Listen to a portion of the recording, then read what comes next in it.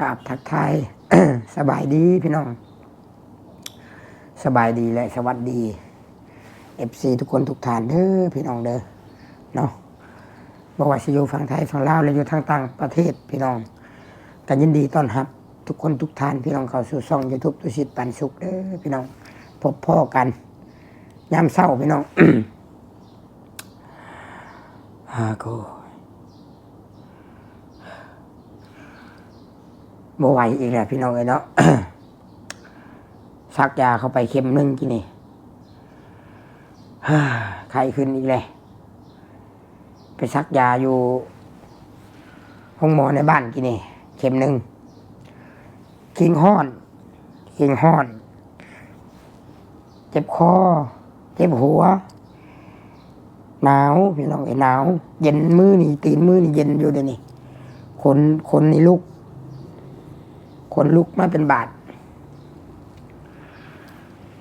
แปลกตั้งแต่เมื่อวานนี่แหละพี่น้องตั้งแต่ไปซื้อรถไทยแหละต่างแต่ว่ามึงนานแต่งนี่เงี้ยอยู่ฮะโปปากว่ากัดแขวสู้เพื่อนางบานาวกับเบาเกตเพิ่นเนาะมาเอื้อนบาดนี้กินยาใส่พอได้นอนเนี่ยกลางคืนเที่ยงคืนมันขึ้นบาดนี้พี่น้องมันบ่ลงกินยาใส่อีกพอได้นอนนิดนึงแจ้งมาต้องเล่นน้ำเวียดอีกบาดนี้เมื่อยไปซักยาเข็มหนึ่งกินนี่พังเบิ่งว่ามันสิลงบ่ซักอันน้ำอีกหมออันหนึ่งปกติต้องซักน้ำหมอที่ว่าค่อยซักแล้วมันลงแต่ว่าเราไปเวียกแล้วเนาะพี่น้องเดี๋ยวเข้าเรื่องก่อนบัดนี้กินนี่นอกเรื่องเนาะเป็นไข้เพิ่งแต่ยังสิเอารถไถไปส่งมะนาวอีกแล้วนี่เนาะกลับเข้ามาเรื่องมะนาวก่อนยังสิเอารถไถกลับไปส่งมะนาวอยู่หน้าทีแรกว่าสิไปกับอันตัวยุ้งพอดีได้ตัวค้ำเพิ่นมาเนาะเพิ่นมาแต่ไทยเพิ่นก็บ่ได้บอกเขาดอกถ้าเพิ่นฮอดพี่เพิ่นมาฮอดเมื่อวานนี้แล้วเพิ่นมาหาอยู่เฮือนเช้านี่ห่วยว่าเพิ่นเซอร์ไพรส์แท้นี่เพิ่นมาเพิ่นก็เห็นรถไถก็แม่นเพิ่นก็แม่นบอกเพิ่นว่าแม่นแหละรถไถมะนาวก็ดีมุกดีใจนำข้อยก็เลยว่าคันบ่ค้าเวียกก็ขับไปส่งน้ำกันถ่ายคลิปเลยข้อยว่าเพราะไอ้เจ้าได้คลิปขอยบ่กี่ที่ได้พี่น้องบ่กี่ที่หมู่พวกสำยอดวิวหรือว่ามันหยังก็บ่ได้กี่ที่ดอกถ่ายน้ำกันเนาะถ่ายน้ำกันคนบ้านเดียวกันเนาะจะน้อยประมาณตอนเที่ยงให้ตู้ค่ำแล้วเวียกก่อนแล้วก็โทรบอกเพิ่นแล้วโทรบอกเพิ่นแต่คืนนี่2เทื่อเลยเมื่อเช้านี่ก็โทรอีกเพิ่นโทรมาจะสิออกมาหน้าเฮาจะบ่สิออกมาหน้าอยู่บ่ตัวเองเป็นไข้แน่เนาะก็เลยบอกเพิ่นโอ๊ยจะว่าบ่เข้าใจบ่ข่อยสิไปอยู่ตอนเที่ยงตอนนี้มันจักโมงตอนเช้าอยู่ข่อยว่าตอนเที่ยงเจ้าเข้าใจอยู่บ่ข่อยว่าเจ้ามีบ่มีเวียกนะเจ้าถ่าอยู่ให้อยู่หน้าแล้วเนาะสุดแต่บึกบืนเด้อพี่น้องเด้อย้อนความอีตนสงสารคือว่าได้มะนาวกับซ้ำมะนาวเนาะแต่ว่าเราเข้าใจเบิดเราฮู้เรื่องเราอยากได้อยากมีอยากกินแน่แซ่บฮู้เรื่องเบิดเนาะแต่มาเบิ่งคือผู้รักผู้ใหญ่คือตุสิทธิ์คือพ่อฮักไม่ฮักเพิ่นมอบให้ตุสิทธิ์ได้มอบให้แต่เพิ่นก็แนะนำอยู่ที่จะมอบให้เฮ็ดจังไดที่แรกคือว่าเนี่ยเพิ่นอยากให้เรื่องที่น้องชายเรามันลักเครื่องไปขายหันเว้าอย่างแจ้งซะเนาะให้มันตกแตกเนาะสิเฮ็ดจังไดแล้วบัดนี้นั่นทางอันเบาเกตแหละแล้วว่าอาจจะเสียแต่หึงแล้วแป๊บนึงเดี๋ยวพี่น้องอาจสิฮู้แต่โดนพี่น้องเนาะว่ามันเสียแต่ทางครอบครัวมันเนี่ยปิดบังเอาแต่ว่าอีตนเบาเกตได้เนาะและบัดนี้มันบอกว่าเอาเงินให้มันได้บัดนี้มอเตอร์เอาเงินให้มันจะไปไทยให้ทางทีซิงเครื่องกับมันเป็นคนเอาไปพี่น้องเนาะนี่แหละเรื่องนี้แหละผู้ใหญ่จังว่าที่แรกว่าเพิ่นอยากยกเลิกแต่ข่อยขอไว้เอาว่าแต่ว่าข่อยเฮ็ดแบบนี้ได้ทุกคนเห็นดีบ่เนาะเพราะว่า เฮาฮู้เลยได้ว่าเพื่อนมะนาวเป็นจะไดบัดนี่ฮู้เลยได้ว่าไผเป็นคนเอาเครื่องเอาของไปขายเนาะ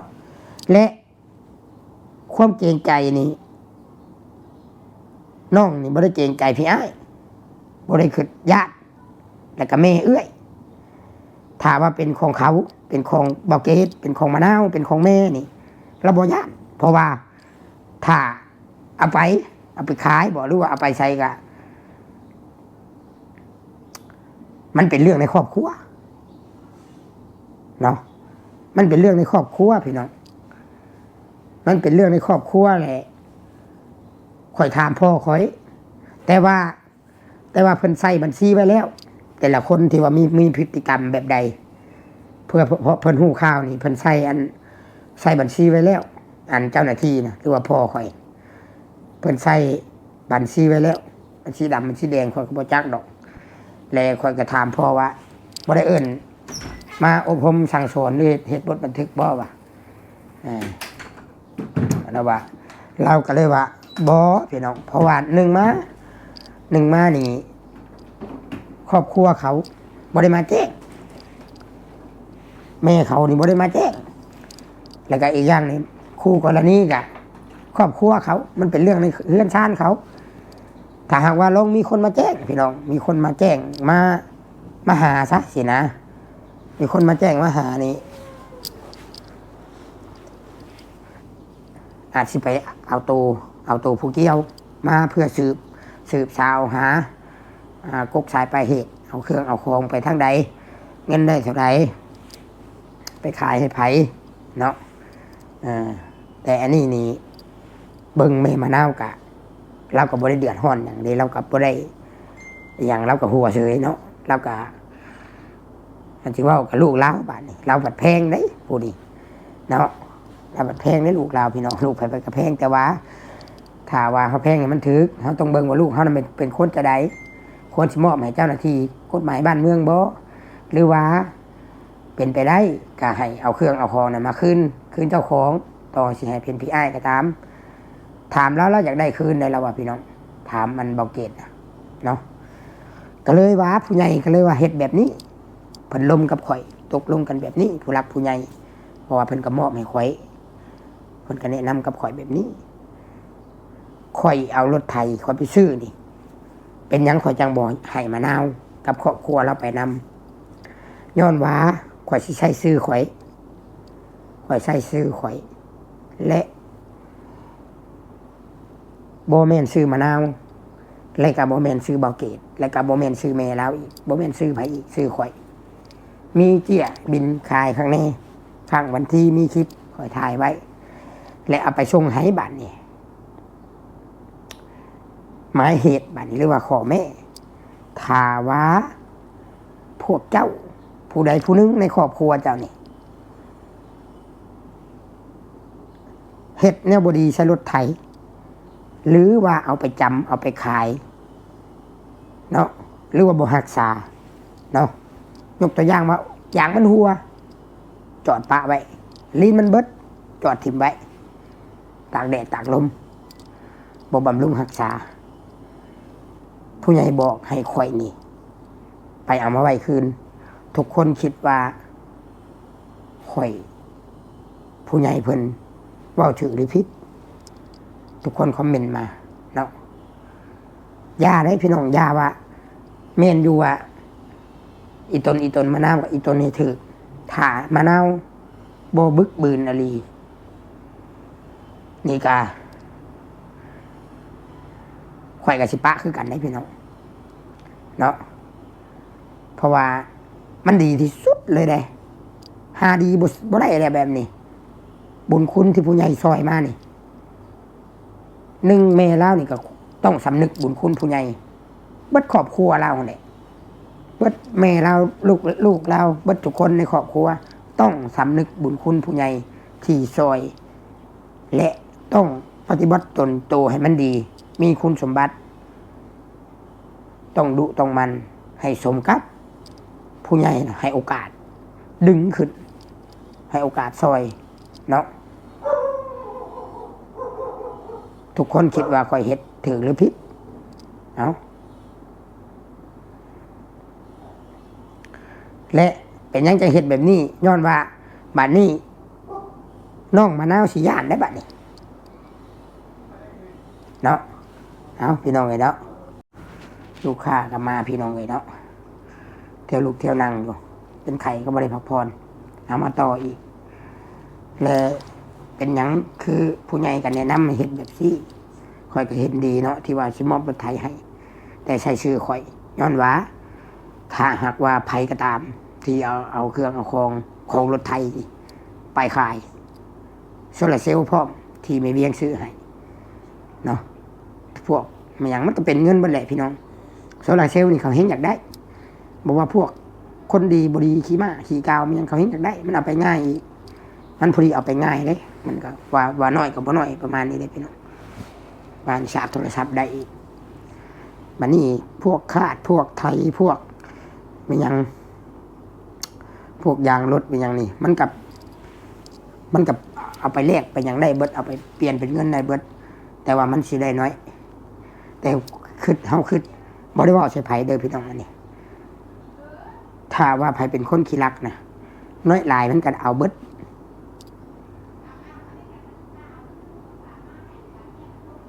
เนาะลูกค้ามาเอิ้นอีกแหละพี่น้องแป๊บนึงเอาสรุปพี่น้องสรุปที่ว่าออกมาก็คือว่าถ้าว่า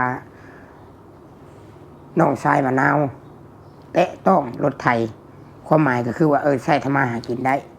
ถ้าเตะต้องเนาะหรือว่าไผก็ตามมานะบ่แม่นแต่น้องชายมะนาวบ่ได้เฮือนเราเลยถ้าว่า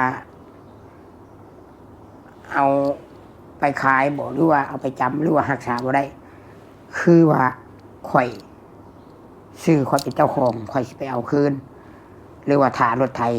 เขาเอาไปแล้วไปขายแล้วยกตัวอย่างแบบเครื่องเบาเกตข่อยจะเอาตำรวจไปจับเอาได้เพราะมันเป็นของข่อยได้บัดนี้ข่อยให้เจ้าใช้ซื่อๆเนาะต่างกันได้บัดนี้มันบ่เป็นเครื่องในเฮือนได้บัดนี้เนาะแต่บ่ต้องน้อยใจมะนาวกับแม่กับครอบครัวบ่ต้องน้อยใจถ้าเจ้าเฮ็ดดีเจ้าก็เอาไปเลยไปใช้เลยปกติบ่ได้ว่าหยังข่อยบ่ได้ใช้อยู่แล้วข่อยบ่จำเป็นเนาะสรุปแบบนี้เด้อพี่น้องเด้อเนาะอันนี้เว้าเผื่อไว้ที่จริงทะเบียนก็สิมอบให้เพิ่นใช้ชื่อเพิ่นแต่ว่าบ่คือแล้วย้อนหยังมะนาวกับแม่บ่ได้แพ้ลูกชายเราดิกับเบาเกตอีกเราก็เป็นเคยเว้าหยังหลายก็บ่ได้ไม่เท่าก็สิให้สิด่าอีกกันเว้าหลายเพิ่นบ่ล่ะเขาเว้าคันเราเก่งก็ใครอยู่ที่เราก็ดำรดแหลบๆอยู่เราก็ได้เนาะถือว่าหมอนั่นคุ้มหน้าในเฮือนนะบอกง่ายๆใช่ก็เลยว่าใส่ชื่อข่อยดีที่สุดผู้ใหญ่ว่าเนาะเอาไปใช้ถ้าว่าได้ยินข่าวว่ามั่งไปแล้วอันนั้นอันนี้เฮียแล้วบอกหูคนเอานี่ก็สิได้เอาไว้คืนคือกันเนาะสมมติว่ามะนาวช้ามาเบาอันนั้นจักไผเอาหักโมเมนดอกเตอ นี่ก็คือกันได้เอาไว้คืนคือกันถ้าว่าบ่กุ้มนะซ้ำซื้อให้แล้วสิเบิ่งบ่กุ้มก็อย่าเอาบ่ต้องเอาบ่ต้องใช้ถ้ามันฮักมันเพยังว่าหนึ่งคันว่ามันเหี่ยมันเสียแหละบ่ต้องเอาบ่ต้องใช้เจ้าบ่สมเครื่องของเนาะแต่ก็ดีใจเอาข่อยดีใจที่ข่อยเฮ็ดได้เด้อพี่น้องเด้อข่อยเฮ็ดได้บ่คิดว่าตัวเองสิมายืนอยู่ในจุดนี้ซอยครอบครัวมะนาวจนฮอดส่ำนี้เนาะถือว่าบุญคุณผู้ใหญ่นี่โอ้หลายโดยเฉพาะครอบครัวมะนาวต้องสำนึกบุญคุณผู้รักผู้ใหญ่ที่ซอยมาฮอดคู่มือนี้เนาะพอสำนึกบุญคุณข่อยบ่ว่าบ่เป็นหยังขอแต่อย่าลืมบุญคุณของผู้รักผู้ใหญ่เพิ่นเนาะก็ดีใจหวังว่ามะนาวกับครอบครัวเพิ่นสิได้เข้าหลายปีนี้เนาะอยากได้เฮือนกับรถไถก็มีแหละหาเงินเก็บเงินเฮ็ดเอาเฮือนก็ได้เนาะสู่ซนเอาดูมันเอาเฮือนอื่นก็ให้หน้าเด้ทางอื่นเนาะก็เบิ่งตัวอย่างข้างเทียงข้างอย่างลาวน่ะบ่จักกกกล้วยบ่จักกกมะฮอกบ่ฮุงปลูกไปแล้วอยู่แนวกินเนาะหวังว่าเขาสิมีกำลังใจแล้วก็ดุมันขึ้นหลายกว่านี้บึกบืนกว่านี้เนาะได้โอกาสอันยิ่งใหญ่ขนาดนี้แล้วพี่น้องเอ้ยบ่จักความสิเว้าแหละเนาะบ่จักความสิเว้าขนาดว่า สิมีไผซื้อให้เขาซะพี่น้อง ค่อยคิดบ่อยากค่อยบ่อยากเว้าหลายเนาะอันนี้บุญ ขอเนี่ยเดียวอย่าเฮ็ดให้ผิดหวังแค่นั้นเองพี่น้องอย่าเฮ็ดให้ผิดหวังก็พอเนาะอย่าเฮ็ดให้ผิดหวังแค่นั้นเองถือว่าตอนเที่ยงทีแรกนั้นเพิ่นโทรมาอีกแล้วเช้านี่ค่อยเลยว่าบ่ต้องโทรมาปีเวียกอยู่ให้อยู่หน้าเฮ็ดให้เฮ็ดหน้าโลดแต่บ่ต้องมาเฮือนข่อยถ้าบ่จำเป็นบ่มีเวียกหยังอย่ามาข่อยว่าพอดีตู้คำบัดมามื้อเช้านี่ ข่อยก็เลยว่าคันโตว่างก็ตอนเที่ยงโตขับไปเพราะว่าตู้คำเราถนัดนี่ครับเรื่องขับรถไถแล้วเสียเราขับไปเพราะว่าทางไปหน้าเพิ่นมันยากเด้ทางมันเป็นห้องเป็นหยังเด้เป็นเกวียนนะเด้พี่น้องทางเกวียนน่ะใส่เพิ่นขับไปถ่ายคลิปนํกันบ่กี่ที่บ่ห่วงเนาะบ่ห่วงคนบ้านเดียวกันได้มีเฮาดีใจนำเนาะก็เลยไปน้ำกันลุยน้ำกันทีมงานปันสุกเรามาต่อบัตรซื่อๆดอกพี่น้องเรามาต่อบัตรเรามาเรียกเล่าคอยกับบ่ชักดอกฉะนั้นเราก็เมื่อที่บอกเนาะเอาฐานรุ่นน้ำกันพี่น้องวินาทีที่รถไทยไปฮอดน้ำมะนาวเด้อพี่น้องเด้อเพิ่นสิดีใจซำใดเนาะแล้วบ่ต้องข่อยสิบอกเพิ่นในบัตรมอบบ่ต้องน้อยใจว่าบ่ได้ใส่ชื่อข่อยอย่างซั่นสิแค่ให้บอกให้ระวังไว้ว่าบ่แม่นมาสิได้มาง่ายๆถ้ามือหนึงเจ้าบ่รักษาตีนมันหัวจะปะไว้ลีนมันเบิดจะปะไว้เจ้าบ่ดิ้นรนเจ้าบ่ตัวแปลงบ่หยังมันต้องมีบัตรมือเพเจ้าบ่สำห้องเจ้าบ่ฮู้จักวางแผนนี่ก็ถ้าว่ามันห่างมันเพเลยข่อยสิไปแปลงเอามาไว้เด้เนาะสิเว้าแบบนี้เว้าแบบนี้ให้เขาฮู้จักคุณค่าของมันแล้วก็ให้น้องชายเราบ่กล้าแตะต้องนั่นแหละเว้าจังซี่ซะพี่น้องเอ้ยเนาะเอาส่งท้ายพี่น้องตุชิตจะดีใจลายตุชิตกราบขอบพระคุณแทนครอบครัวเพิ่นเด้อพี่น้องเด้อเพิ่นก็ว่าบ่เป็นตุชิตนี่ก็เป็นแต่สะพานบุญบ่ได้อีหยังยิ่งใหญ่แบบเพิ่นดอกแต่ก็ดีใจมันเป็นจุดประสงค์หรือว่าอุดมการณ์ของข่อยคือกันข่อยก็อยากเห็นเพิ่นมีรถไถในมื้อนี้และมื้อนี้มันก็ได้เกิดขึ้นจริงพี่น้องเนาะด้วยผู้ใหญ่ท่านข่อยเพิ่นเชื่อมั่นใจข่อยเพิ่นมอบให้ข่อยเฮ็ดเนาะว่าสิเป็นพี่ย่าผัวน้องแดงแม่บุญเกิดพ่อสมสนุกถาวรแม่เวียงเนาะแล้วก็แม่น้ำทิพย์พ่อลูแล้วก็พ่อฮักตุชิตเพิ่นบ่ออกประสงค์ออกซื้อออกน้ำแล้วก็แม่เรื่องแม่หยังหลายๆบ่แม่นแต่ว่ารถไถเนาะขอบบุญขอบคุณหลายๆขอให้ได้บุญกุศลหลายๆเนาะส่วนเขาสิไปเฮ็ดจังใดเฮาก็ถ้าเบิ่งนะว่าเขาสิเฮ็ดจังใดเนาะเกี่ยวกับรถไถขอให้มันออกหมากออกผลเนาะขอให้แล้วก็ผู้รักผู้ใหญ่ก็ขอให้บุญค้ำบุญชูร่ำรวยกว่าเก่าสาธุ ไม่ได้ติดตามตอนต่อไปพี่น้องสิเฮ็ดแบบใดสิแบบลิงได้มะพร้าวบ่หรือว่าจังใดหรือว่าจังใดคือว่าคำผู้ใหญ่เพิ่นเปรียบเปรยนะผู้เฒ่าผู้แก่บูฮานเพิ่นว่าอันลิงได้ไม่ค้อนลิงได้มะพร้าวผีบ้าได้ไม่ค้อนมันเนาะเขาสิเฮ็ดบ่ได้เขาสิเป็นเฮ็ดเป็นหาอยู่บ่เนาะเอาจังใดก็ขอบคุญขอบคุณ FC เด้อทุกคนคือกันที่ติดตามคอมเมนต์เข้ามาเนาะประมาณนี้ทุกคนคอมเมนต์มาว่าข่อยนี่วางแผนถึกบ่กับผู้ใหญ่ในการที่รถไถนี่ใช้ชื่อข่อยแบบเพื่อนของน้องไม้ก็บ่มีสิทธิ์ขายเด้น้องไม้อยู่ใกล้เฮือนลุงแก้วพี่น้องเนาะเอาขอให้ทุกคนทุกท่านอยู่ดีมีแห้งเด้อทุกชิดกะสินอนพักผ่อนก็เป็นไข่พี่น้องสบายดีพี่น้อง